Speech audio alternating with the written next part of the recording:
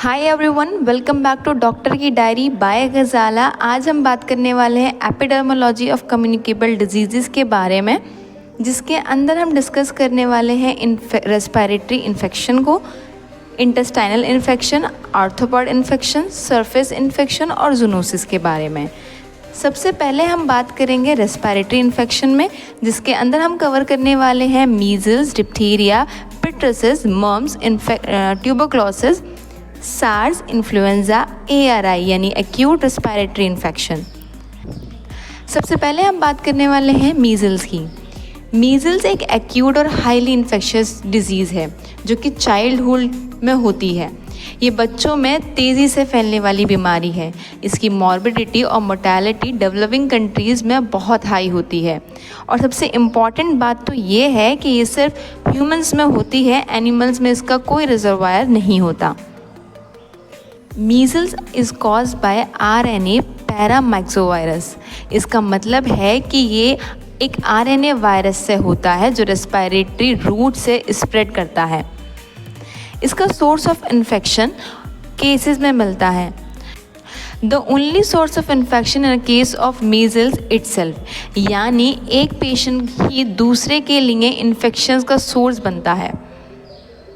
Virus patient के knows, throat और respiratory tract के सिक्रीशन में होता है। ये सबसे ज़्यादा प्रोमोडल पीरियड और रैश के अर्ली स्टेज में इन्फेक्टिव होता है। Communicability, measles is a highly infectious. ये सबसे ज़्यादा इन्फेक्शियस होता है प्रोमोडल पीरियड में और रैश के वक्त। कम्युनिकेबिलिटी का पीरियड लगभग 4 दिन से रैशेस आने से पहले और 4 दिन रैशेस आने के बाद तक होता है। दूसरा आता है कंट्री अटैक रेट। मीजल्स का सिर्फ एक एंटीजेनिक टाइप होता है। एक बार इन्फेक्शस होने के बाद लॉन्ग लाइफ इम्यूनिटी मिल जाती है। इस वजह से सेकेंडरी अटैक या री इन्फेक्शन रेयर होता है। पोस्ट फैक्टर, सबसे ज़्यादा केसेस 6 मंथ से 3 ईयर्स तक की एज में होते हैं, स्पेशली डेवलपिंग कंट्रीज़ में। इस एज ग्रुप के बच्चे सबसे ज़्यादा वल्नरेबल होते हैं क्योंकि उनकी इम्यूनिटी अभी डेवलपिंग स्टेज में होती है। दूसरा आता है immunity. No age is completely immune if measles has never occur before. छोटे छोटे बच्चों को माँ से इम्यूनिटीज़ मिलती है जो उन्हें 6 महीने तक बचाती है। After vaccination immune is solid and long lasting. दूसरा आता है nutrition. Nutrition tend to be very severe in malnourished childrens. Severely malnourished बच्चों में मौत का रिस्क 400 से ज़्यादा हो जाता है।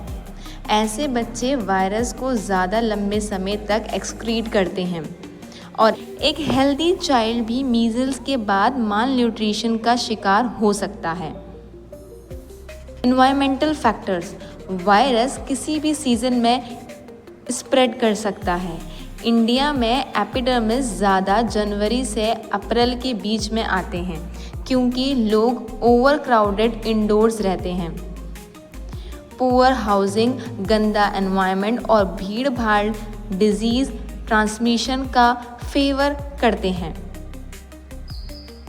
फिर आता है incubation period. For exposure to fever 10 days, for expose to rashes 14 days. अगर इन्फेक्शन वैक्सीन से इंड्यूस किया जाए तो इंक्यूबेशन पीरियड लगभग 7 दिन का होता है। अब आता है mode of transmission. Measle spread from person to person. ये मेनली ड्रॉपलेट के थ्रू होता है, जैसे खांसने, छींकने या नेज़ल डिस्चार्ज से। ये पोर्टल ऑफ एंट्री इसका रेस्पिरेटरी ट्रैक होता है। और ध्यान रहे, मीजल्स वैक्सीन रेसिपिटेंट कंटेजिनस नहीं होता। इसके साइन और सिम्टम्स क्या हैं? मीजल्स की 3 स्टेजेस होती हैं। पहली होती है प्रोमोडल स्टेज, यानी शुरुआती अवस्था। ये इन्फेक्शन ये इन्फेक्शन के 10 दिन बाद शुरू होती है और लगभग 14 दिन तक चलती है। इस स्टेज में सिम्टम्स फीवर, कफ, कोरेजिया यानी कि cold, nasal discharge, redness of eyes, lacrimation और फोटोफोबिया होता है। Child become very irritable, nausea and vomiting भी हो सकती है। और सबसे खास लक्षण कोपोलिक्स स्पॉट्स जो बकल म्यूकोसा पर दिखते हैं, छोटे सफ़ेद दाने। दूसरा होता है इरप्टिव स्टेज, दाने निकालने की अवस्था। ये होता है फीवर के चौथे दिन। टिपिकल रेड रैशेस पहले कान के पीछे से स्टार्ट होते हैं, फिर फेस और नेक पर आते हैं और 2-3 दिन में पूरे बॉडी पर स्प्रेड हो जाते हैं। रैशेस पहले डिसक्रीट होते हैं, बाद में कन्फ्ल्यूट और ब्लोची हो जाते हैं। जैसे ही रैश अपेयर होते हैं, इम्यून सिस्टम एंटीबॉडीज़ बनाता है और फीवर फॉल हो जाता है। तीसरी स्टेज आती है पोस्ट मीज़ल स्टेज, यानी खसरा के बाद की अवस्था। मीज़ल्स के बाद बच्चों में काफ़ी कमज़ोरी हो जाती है, उनका वज़न कम हो सकता है और कई दिनों तक बच्चे वीक रहते हैं। अक्सर रिकवरी स्लो होती है, बच्चे दूसरी इन्फेक्शन का शिकार आसानी से हो सकते हैं। मीज़ल्स की कॉम्प्लिकेशंस क्या हैं? मीज़ल्स के बाद कई कॉम्प्लिकेशन हो सकती हैं, जैसे measle associated diarrhoea, pneumonia, otitis media यानी ear infection, other respiratory complication, febrile convulsions यानी fits during fever, encephalitis, brain inflammation. इसके बाद हम देखेंगे प्रिवेंशंस की। वैक्सीन बेस्ट प्रिवेंशंस हैं। लाइव एटेंटुएट वैक्सीन यूज़ किए जाते हैं जो कि सेफ़ और इफ़ेक्टिव होते हैं। इसकी डोज 0.5 ml सबक्यूटेनियसली दिया जाता है। 9 मंथ की एज पर दिया जाता है। इम्यूनिटी डेवलप होती है लगभग 11 से 12 दिन बाद वैक्सीन के। कॉन्ट्राइंडिकेशंस क्या हैं? प्रेगनेंसी, एक्यूट इलनेस और डिफिशिएंट सेल इमीडिएटेड इम्यूनिटी में नहीं दिया जाता। रेयर केसेस में अगर वैक्सीन कंटामिनेटेड हो तो टॉक्सिक शॉक सिंड्रोम यानी TSS भी हो सकता है। कंबाइन वैक्सीन जैसे MMR measles, mumps, rubella, MMRV measles, mum, rubella and varicella, MR measles और रूबेला।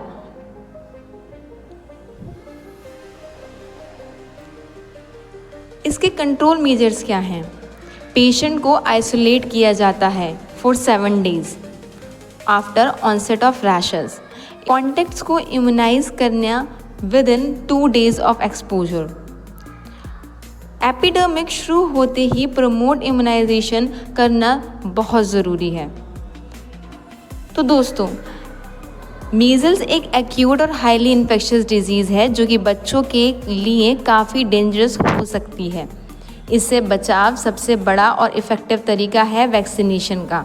अगर वैक्सीन टाइम पर लगवाया दिया जाए तो डिज़ीज़ को कम्प्लीटली रोका जा सकता है।